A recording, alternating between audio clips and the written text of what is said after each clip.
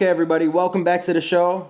Today we're introducing an artist who's been making music for 6 years, all the way from Binghamton, New York. He's racked up hundreds of thousands of streams, built a loyal worldwide fan base, and draws inspirations from icons like Travis Scott, Kanye West, and Drake. Producing most of his own music, he's carved out a unique sound and vision that's all his own. But this next chapter marks a bold new step, not just in his sound, but in his new identity. He's leaving his old name behind and stepping into the world as Max Stanton. How you doing, man? I'm doing good, man. I'm happy to be here. I'm just confused on, like, you really look like me. You really look like me. Yeah, I honestly have been getting that a lot, but it is weird. But we'll just continue with the interview. So can you explain for people that haven't really been there with you throughout your whole career and everything, why did you make this name change now, and what was it before? Honestly, I always felt a little uncomfortable with the name Lestax. That's what it was before. I don't know, man. It just felt like it was forced to be an artist rather than what I am is an artist. And I always had that confusion. And being Lestax, it was a great time for me to kind of figure out who I was.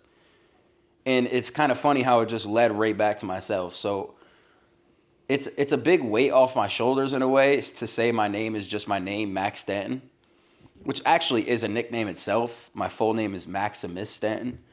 But the name change just feels like me. And with my music, I always felt that way. Do you know what I mean? So it just doesn't feel forced. It feels like the music fits now because the product has evolved to a point where it really fits who I am. And it just feels more natural, and it's time. So I know like a name change like this would probably bring in a lot of confusion from fans or people discovering you. They may have saw you before and now the name's different. Does that bother you at all? Is that like an issue that you guys have dealt with? Because I'm just thinking from an interviewer's perspective, it's probably a big thing when trying to grow is a big name change like that. So was that a thing? Yeah, it was definitely a thing.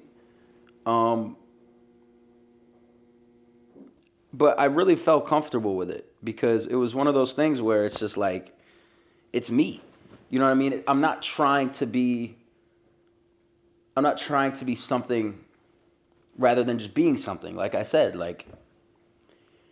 so we had to go in and switch a lot of stuff and make sure that everything's okay and how everything will be the same and all the music will stay there. And so it's been a bit of a process. That's why I haven't dropped in a little bit, but I'm telling you right now, there's some crazy music coming, and it is going to be super special. The sound has gone up in quality. The ideas, the messaging, and the content, the branding.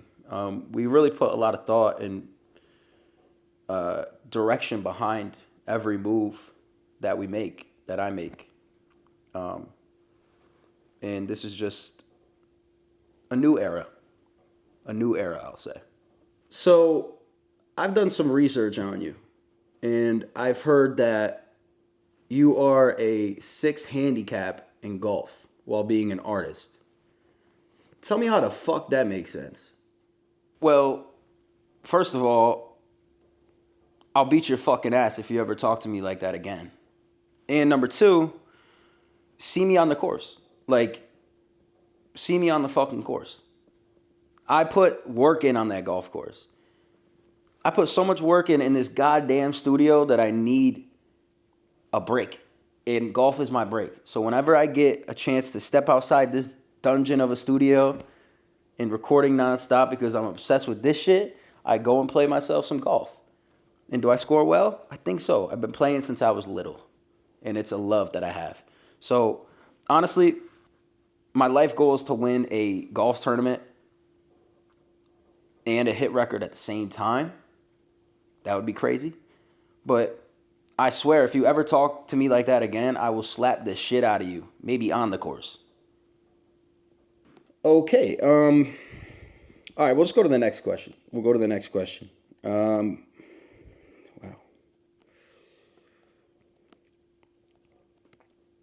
All right. Let's transition. I didn't mean to start anything, by the way, but if you had to start over tomorrow with nothing but your phone and a laptop, what would you do first? For the new, this question is for some people maybe just starting out. What would you do first? Because I know you're self-taught. What would you do first if you had to start over tomorrow with nothing but your phone and a laptop? What would you do? Well, to be honest, that's what I kind of did start out with. I mean, I had a microphone and an interface, but like YouTube is your greatest asset in learning, and now with AI and everything, and with BandLab and recording with your headphones, it's like there's so many ways to get a good song now. And one message I just want to say to all the kids starting out or anybody making music is like, if say I'm recording with bad quality and stuff like that, there is so much value in capturing that moment. I look at each song as just capturing the moment in time right there. So it's just like, you don't need all the best equipment, best sounding stuff, because a lot of the shittier stuff is capturing that shitty time. And it's not shitty, but that's how you kind of look at it from the perspective of that, because you don't have the best equipment in the world. So just capture the moment in time that you're at, and people will respect it for what it is. You don't need all the crazy shit, because if you could just make a song, that's awesome. And then work your way up to getting the good stuff.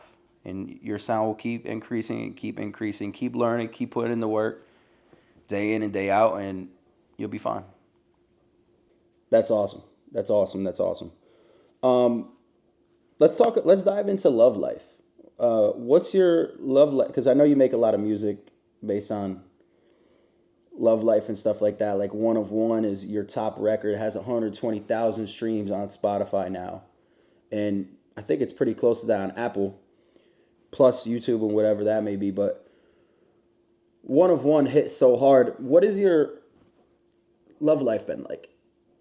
Like what? Just let's dive into that for a little bit, if you don't mind. No, I don't mind at all. You're right. One of One does fucking bang. And number two, to answer your question, it's pretty much non-existent right now. So to anyone out there, just hit me up. It's pretty much non-existent. But, my eyes are always open, and my love is on the music right now. And just continuing to grow internally, myself, emotionally, physically. In my career, there's so much more to go. And honestly, this name change is just like, it's taken such a weight off my shoulders to where I could finally just be me. And I think that will reflect in all aspects of my life. So I'm so excited to just enter this new era. I'm about to turn 24, and it's just like, I'm going off on a tangent, getting away from the love life shit, because I got nothing to talk about. Feel what I'm saying? It's just like, it's not there. I mean, there's nothing. I got nothing. Okay, so why do you think it's not there? Like what? Like, I think you're a pretty good looking guy.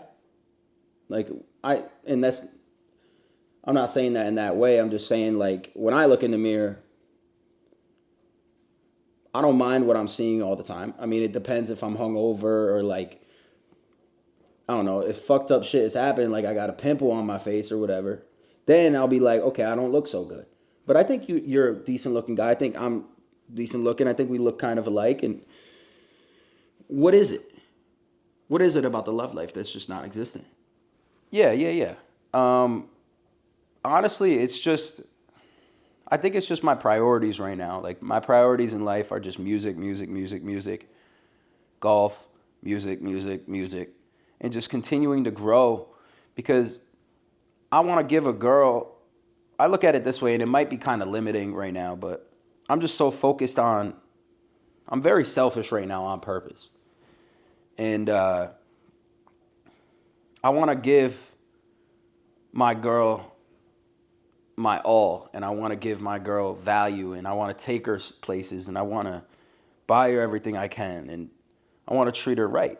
And it's just like right now, I don't have the ability to do that because I'm continuing to grow my career. And it's just priorities right now. Okay, so this might be a little bit of a tough question, but for the people that don't know who you are, that this is the first thing they're watching with you in it, and what's the reason why they should like you, or what's the reason why they should listen to your music, just for the new people out there? Um, that is a tough question because there's so many great musicians and creatives out there, but I will say I truly believe I'm the best and I have the potential to be amongst the greats. I really do. Um, and I'm just like them. I'm a dreamer from a small town with no music background. I found what I love and what I'm obsessed with, and I will die for it, and I will do everything I can to go and get whatever it is I'm searching for, and I will nonstop work until I get to where I want to go, and I just I want to be, or I am somebody that represents just never stopping, never quitting, no matter what anybody thinks around them, no matter your situation. You could do anything and work at it as hard as you can, and you will get there. And I just want to be an example of that, not only for kids but for adults too. And for as far as my music, it's just I'm just pouring out my feelings in sounds that I love, putting them together and giving the best product I can all the time. And I'm so obsessed with it and so obsessed with the art that you're never gonna expect what I put out. It's always gonna be something different. I come from a very unique perspective with a big family, a small town, and just my upbringing where it's very unique. And from maybe hip hop standards or even pop standards or whatever type of music I'm making. So why they would like me, I guess you don't have to like me, but just know that I'm somebody out there that's giving it their all and being fully, at least trying to be fully themselves, fully real, relatable, and just being me. And that's another reason why the name change from Lestax to Max Stanton is so huge for me, because that's been my brand all along. It's just I had a name because that name was something that was made when I first made my first song. And I thought I needed a rap name. So it's just like me or not, I'm out here doing something that I've dreamed of since I discovered the art of making music. So, yeah. Okay, last question. This question comes from a very genuine place in my heart. And just for the people out there watching, why don't you explain why you're such a fucking bitch? Why you're such a pussy? And why you're trying to put on this persona and you have to do a name change to be yourself? Explain to the people. Because I'm sitting across from you right now and all I see is pussy and a bitch. And excuse my language for everybody out there watching, but I just have to tell it how it is. Why are you such a bitch? I've been battling with that question my whole life.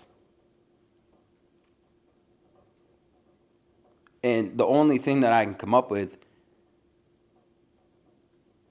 is we're all bitches. It's just a world full of bitches. But like I said when we were talking about golf, is like I said before, if you ever talk shit about me again, I will slap the fucking living shit out of you. Because even though I'm very vulnerable as an artist, or I'm very like just myself and, chill, laid back, I will still beat your fucking ass, and I hope you fucking believe it. And I'm sorry, grandma, mom, dad, grandpa. Sorry for my language. But I'm about to beat this motherfucker's ass right now. And sometimes you got to do what you got to do. You got to defend yourself. But he is an ugly looking motherfucker. You're hideous. So I don't even know why you're talking to me like this. I'm about to